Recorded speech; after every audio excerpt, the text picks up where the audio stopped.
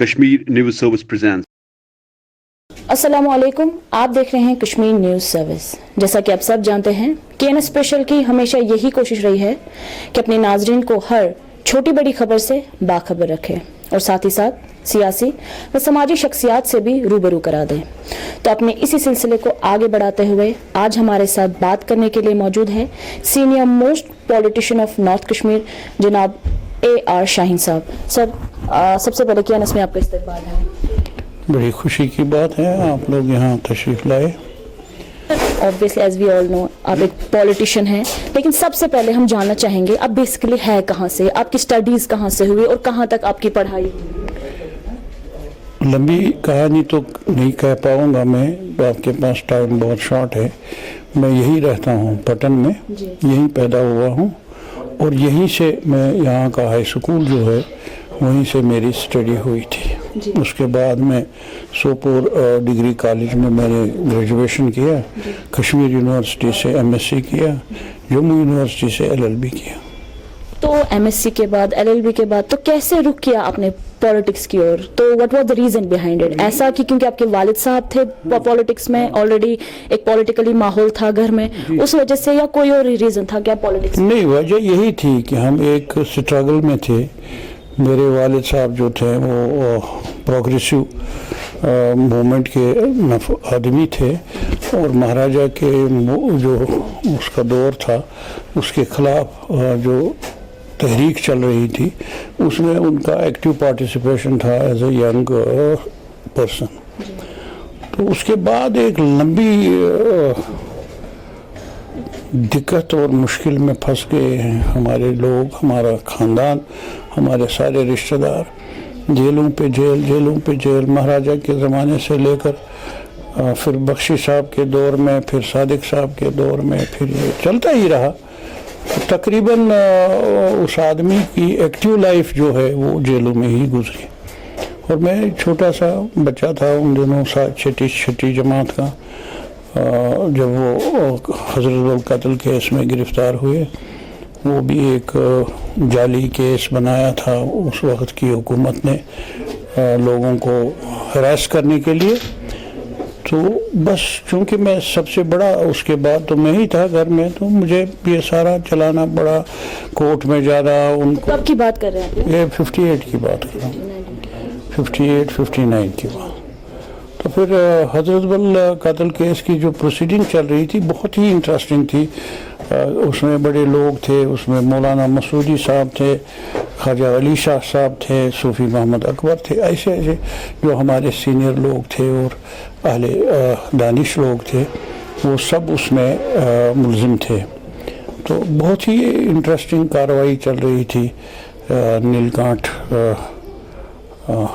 क्या नीलकांठ गुंजू, मतलब नहीं पूरा याद, इन दो में से कोई एक जज था।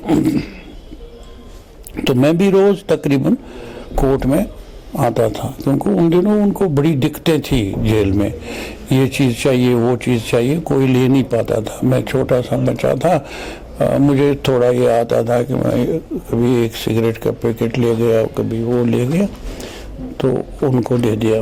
मेरे वाले साहब तो तम्बाकू पीते नहीं थे, सिगरेट भी नहीं पीते थे, लेकिन वो वहाँ अपने जो साथी थे उनके लिए फैसिलिटीज़ पैदा करने के लिए मुस्तैद रहते थे। हमेशा ये चीज़ इसको चाहिए, वो चीज़ उसको चाहिए, तो ये लेके आना।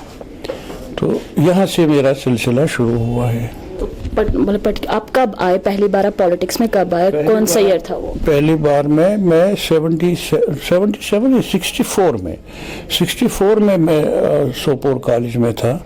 तो नौजवानों की एक तंजीम बनी थी, उसका नाम था स्टूडेंट्स एंड यूथ लीग।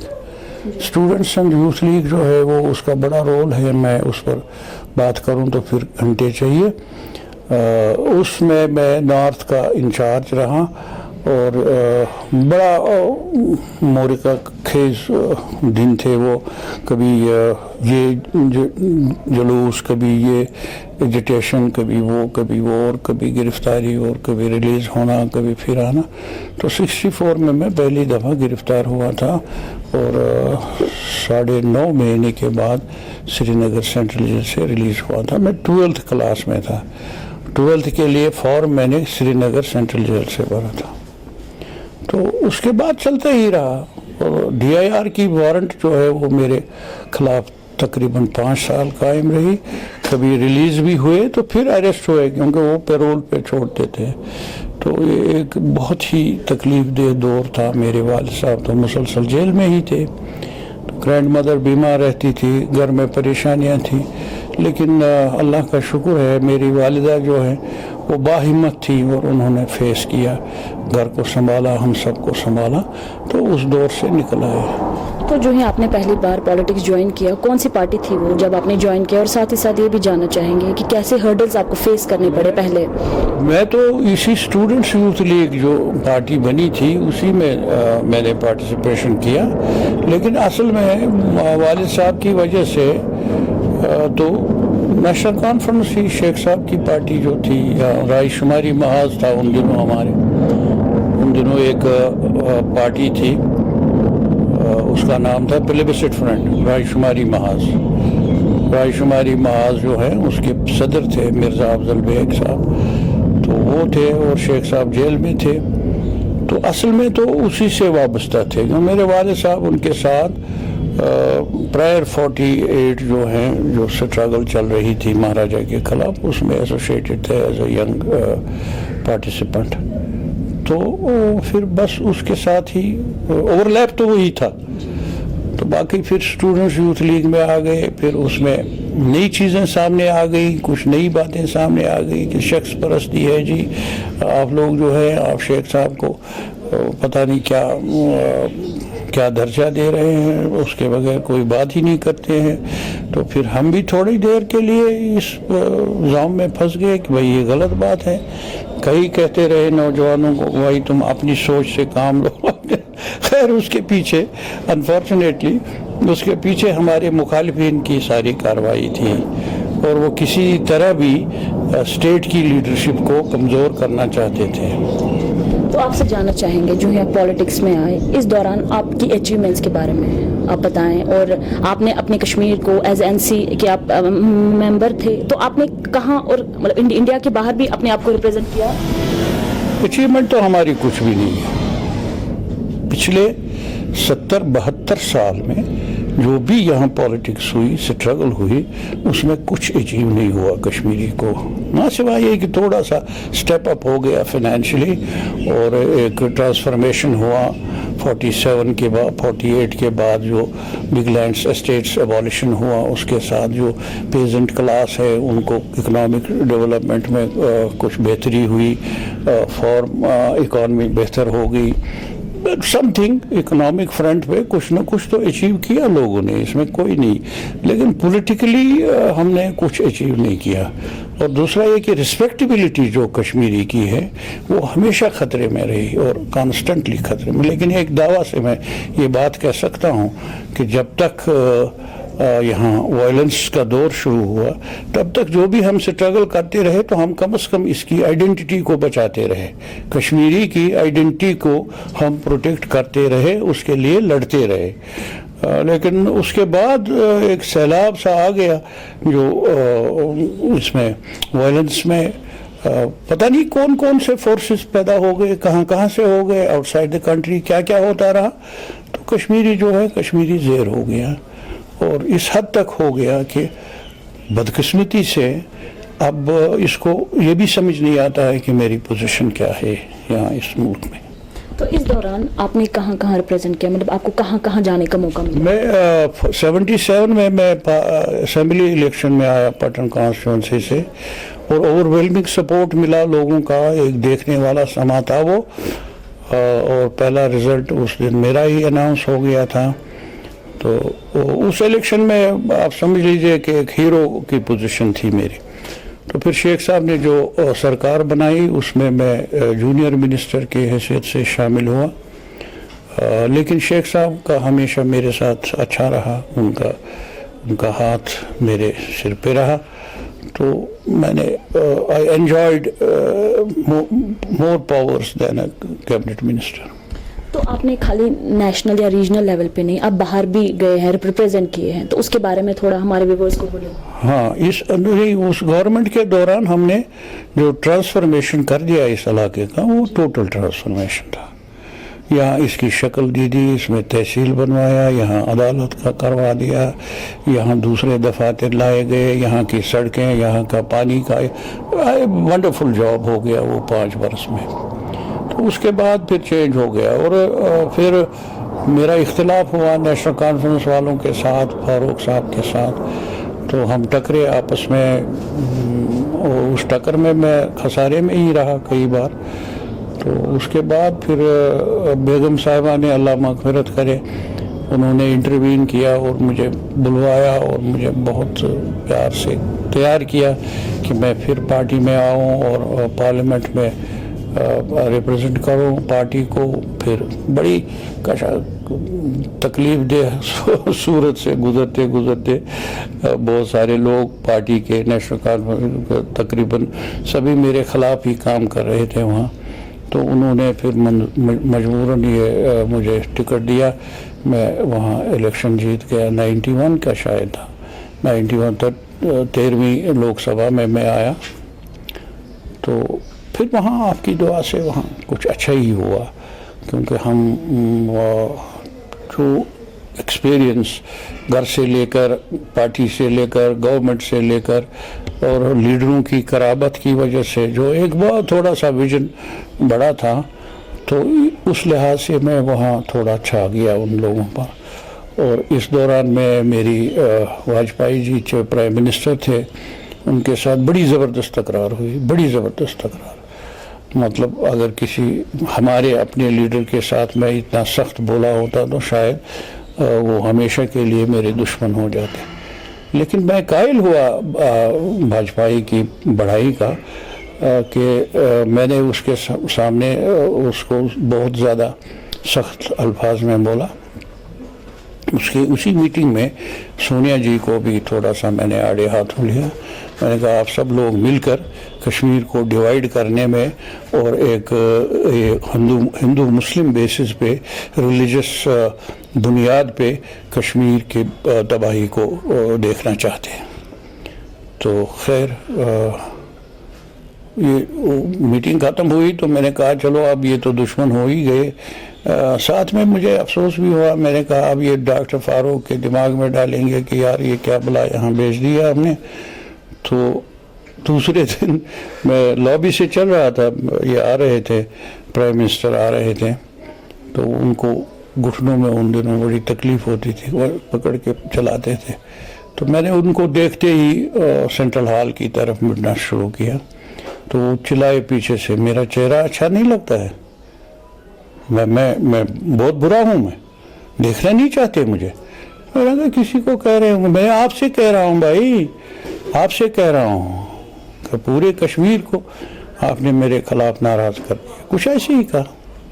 तो मैं समझा मुझे कह रहे हैं। मैं गया, मैंने कहा नो सर, आप क्या, आप तो लीडर हैं, आप स्टेट्समैन। हाँ वो तो पता है, क्योंकि उसको बहुत जड़ा था। मैंने बोला मदद करोगे? मैंने कहा साहब प्राइम मिनिस्टर वाजपेयी और वो भी स्टेट्समैन, तो हम तो 1-2 आदमी हैं कुछ पार्लियामेंट में, तो हम क्या मदद कर सकते हैं। कहा नहीं, मैं आपको कहता हूँ कि आप साथी तौर क्या करोगे। मैंने कहा क्या करना है। कहता है मैं पाकिस्तान के साथ खोलना चाहता हूँ। वो ऐसे ही बात कर रहे थे, वो पहले ऑपरेटिव पार्ट पहले के, मैं खोलना चाहता हूँ बातचीत का दरवाज़ा, तो क्या करेंगे आप। मैंने कहा I am at your disposal, I will support you, I will help you. तो फिर उसने एक बड़ी दिलचस्प कहानी है, उसने कैसे किया। एक पार्लियामेंट का एक डेपुटेशन तैयार हुआ पाकिस्तान जाने के लिए। So you were the part of that, आप उसके एक हिस्से। जी हाँ, मैं उसमें एक्टिव पार्टनर था।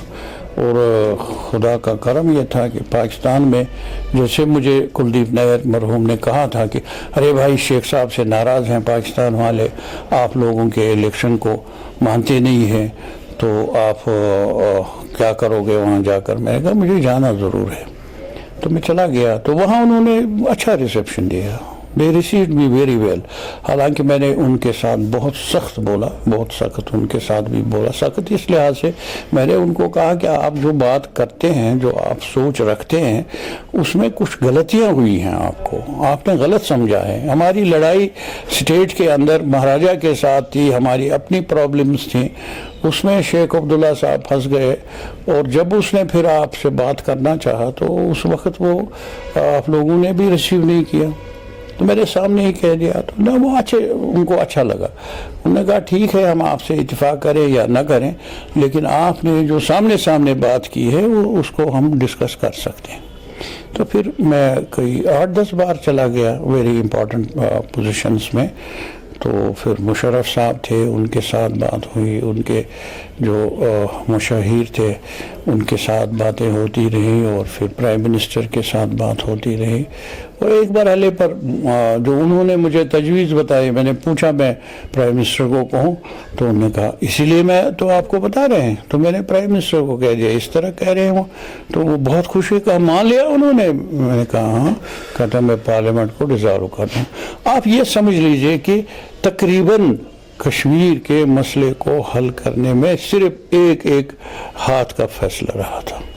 सर, जाते जाते आपसे जानना चाहेंगे आपकी कोई मैसेज, कोई ऐसी बात जो आप हमारे ज़रिए अपने लोगों तक पहुंचाना चाहेंगे?